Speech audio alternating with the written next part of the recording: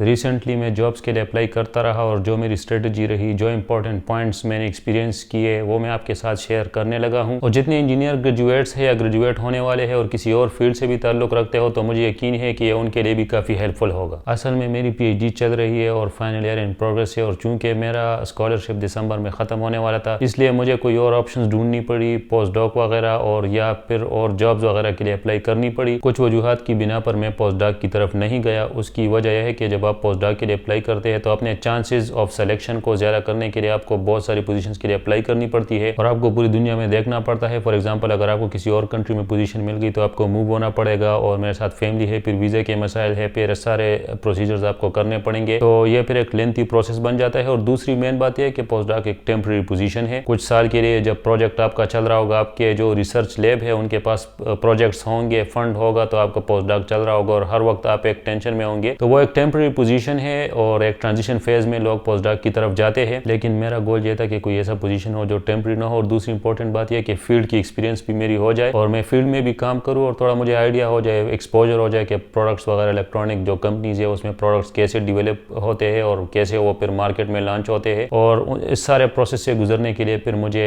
Field में job देखनी पड़ी। तो मैं आपके साथ 4 की पॉइंट्स शेयर कर रहा हूँ और मुझे यकीन है कि अगर आप इनको सही तरह से अप्लाई करें तो जॉब सिलेक्शन में आपके चांसेस काफ़ी बढ़ सकते हैं। Number 1, relevancy. इसका मतलब यह है कि सबसे पहले आप अपनी जो डिग्री है, जो मेजर डिग्री है, जो मेजर स्किल्स है, उसको पिन पॉइंट करें, उसको आइडेंटिफाई करें क्लियरली, और आप फिर सिर्फ उन जॉब पोजीशंस के लिए अप्लाई करें जो उससे रिलेवेंट हो। फॉर एग्जांपल, मेरे केस में मेरा बैचलर भी इलेक्ट्रॉनिक इंजीनियरिंग में है, MS भी इलेक्ट्रॉनिक इंजीनियरिंग में है, तो मैंने इलेक्ट्रॉनिक इंजीनियरिंग का कीवर्ड यूज़ किया और मैं जब भी जॉब्स के लिए अप्लाई करता रहा तो इलेक्ट्रॉनिक इंजीनियर जिधर चाहिए होता था, और क्योंकि मेरा फील्ड का एक्सपीरियंस भी नहीं था तो मैं एंट्री लेवल जॉब्स के लिए देख रहा था। इसकी वजह यह है कि जब आप रिलेवेंट पोजीशंस के लिए अप्लाई करते हैं और जितनी रिलेवेंसी ज़्यादा होती है तो उतना आप स्टैंड आउट करते हैं, और जिसने भी दूसरे पार्टिसिपेंट्स हैं जिन्होंने अप्लाई की होती है, और आप रिक्रूटमेंट टीम के नज़र में आते हैं कि ये बंदा रिलेवेंट है, और जितनी रिलेवेंसी ज़्यादा होगी तो उतने ही आपके चांसेस बढ़ेंगे। तो ये एक नेचुरल सी बात है। Number 2, CV। दूसरी बात है कि CV को आपने बिल्कुल अपडेटेड रखना है। फॉर एग्जांपल, जब मैं अप्लाई कर रहा था तो मैंने CV में अपनी जो PhD डिटेल्स है वो भी मैंने डाल दी थी, और मैंने उसमें ये भी लिखा था कि PhD में मैंने कौन से प्रोजेक्ट पे काम किया है। उसमें मैंने ये भी लिखा था कि मेरा एक्सपेक्टेड जो PhD कंप्लीशन ईयर है या मंथ है वो कौन सा है।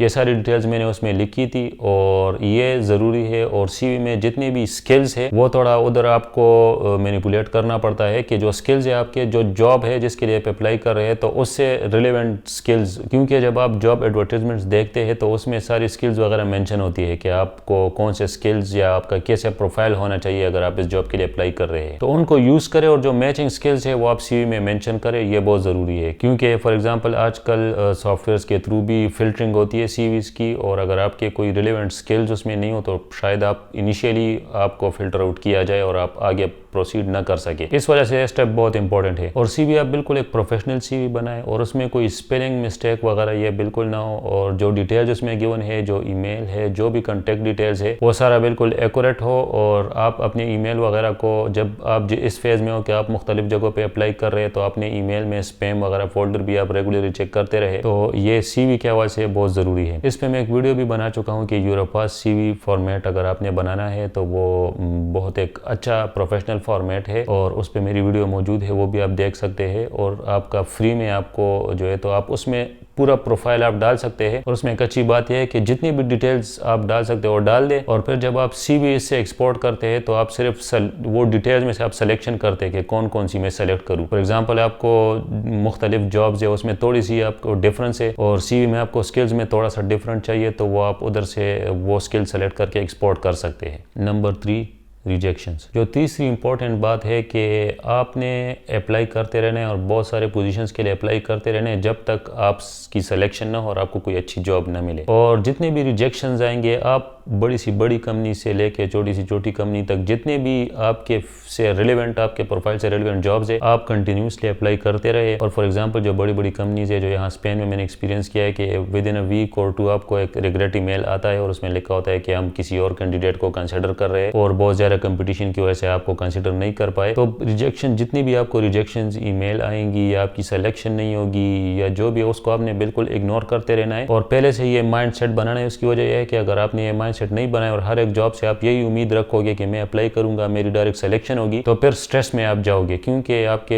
एक्सपेक्टेशंस पूरे नहीं होंगे, शायद रिजेक्शंस हो। ये एक नेचुरल प्रोसेस है। तो आपने इसी माइंडसेट के साथ जाना है कि जो भी रिजेक्शंस है उसको आप इग्नोर करते रहे और आप मेंटली प्रिपेयर रहे कि फॉर एग्जांपल अगर रिजेक्शन हो गई तो आप मूव ऑन करें। फॉर एग्जांपल आपने बहुत सारी पोजीशंस के लिए अप्लाई की और पोजीशंस नहीं है, और तो फिर भी रेगुलर बेसिस पे आप चेक करते रहे और जो भी नए पोजीशंस है उनके लिए अप्लाई करते रहे। अगर आप जॉब्स के लिए अप्लाई कर रहे हैं या पीएचडी पोजीशंस में भी मुझे काफ़ी सारी रिजेक्शंस मिले मैं जब अप्लाई कर रहा था स्कॉलरशिप के लिए। और जो स्कॉलरशिप नेटवर्क ग्रुप पे आप देख सकते हैं बहुत सारे स्टूडेंट स्टोरीज शेयर करते हैं, बहुत सारे रिजेक्शन स्टूडेंट फेस करते हैं, लेकिन फिर उनको एक बहुत अच्छी पोजीशन मिल जाती है। तो ये आपने बिल्कुल माइंड में रखना है कि रिजेक्शन आएंगी आगे और आपने इसको इग्नोर करना है और आपने इसी माइंडसेट के साथ जाना है। और जो लास्ट पॉइंट है वो है रिसर्च। तो जब आप प्रोसीड कर जाए नेक्स्ट फेज में, फॉर एग्जांपल आपका टेस्ट है या इंटरव्यू फेज में आप चले जाए, तो उसके लिए रिसर्च बहुत ज़रूरी है। जिस पोजीशन के लिए भी आप टेस्ट हो तो टेस्ट की प्रिपरेशन बहुत ज़रूरी है, और अगर इंटरव्यू हो तो इंटरव्यू की प्रिपरेशन बहुत ज़रूरी है। और जो भी जनरल क्वेश्चंस है, for example introduce your self, आप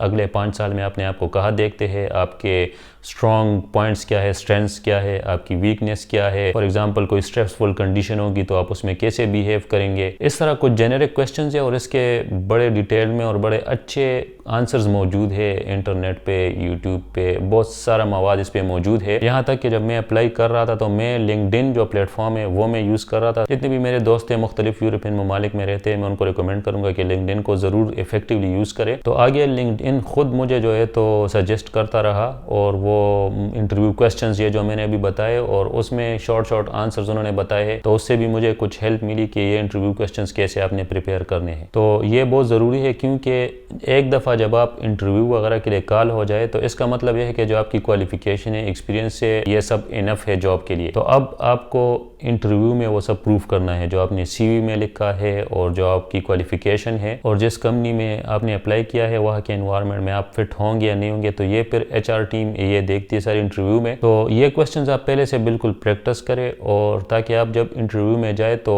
फुल ऑफ कॉन्फिडेंस आपकी इंटरव्यू हो। और फॉर एग्जांपल आप जितनी ज़्यादा अप्लाई करेंगे और इंटरव्यू कॉल्स जितनी ज़्यादा होंगी उतना आपको एक्सपीरियंस मिलेगा और आगे इंटरव्यूज़ में आप अच्छे से अच्छे होते जाएंगे। तो इससे आपकी ट्रेनिंग भी होगी, एक्सपीरियंस भी होगी और आगे जाके आपके चांसेस ऑफ सिलेक्शन काफ़ी ज़्यादा होंगे।